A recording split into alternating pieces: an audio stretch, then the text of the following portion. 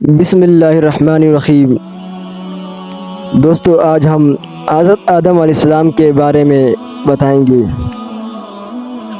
حضرت آدم علیہ السلام کو جنت سے نکالنے کا واقعہ قرآن مجید میں تفصیل سے بیان ہوا ہے، جو انسان کی تخلیق، آزمائش اور اللہ کی حکمت کو واضح کرتا ہے۔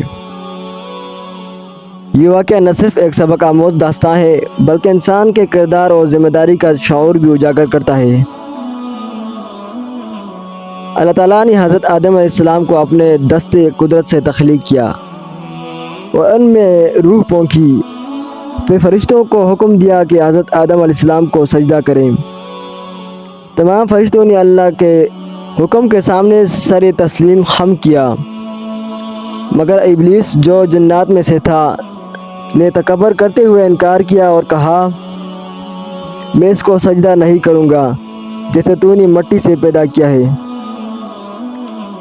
ابلیس کے انکار اور تکبر کی وجہ سے اللہ نے اسے اپنی رحمت سے دور کر دیا اور لعنت بھیجی۔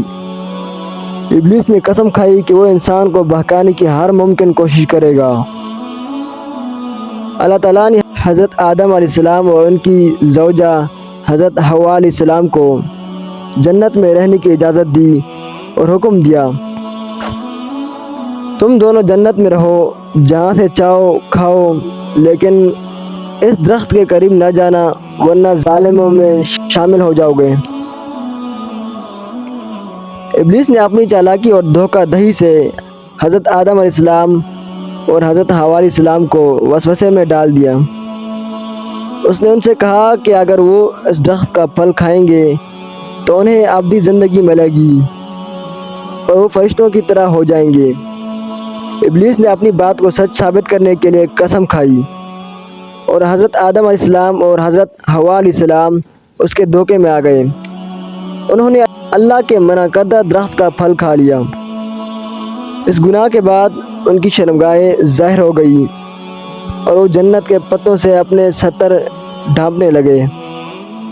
اللہ تعالیٰ نے ان سے فرمایا، کیا میں نے تمہیں اس درخت کے قریب جانے سے منع نہیں کیا تھا اور نہیں کہا تھا کہ شیطان تمہارا کھلا دشمن ہے؟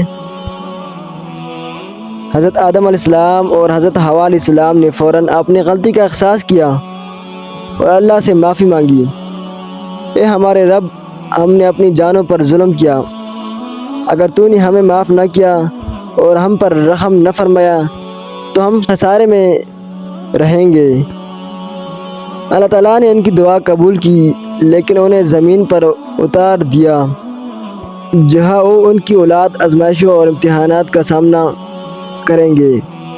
اللہ تعالیٰ نے فرمایا، تم سب یہاں سے اتر جاؤ، تم ایک دوسرے کے دشمن ہو، زمین تمہاری عارضی رہائش گاہ اور ایک وقت تک سامانی زندگی فراہم کرنے کی جگہ ہے۔ یہ واقعہ ہمیں سکھاتا ہے کہ انسان سے غلطی ہو سکتی ہے، لیکن اللہ کی رحمت اور معافی ہمیشہ موجود ہے۔ دنیا انسان کے لیے آزمائش کی جگہ ہے، جہاں اللہ کی ہدایت پر چلنا ضروری ہے۔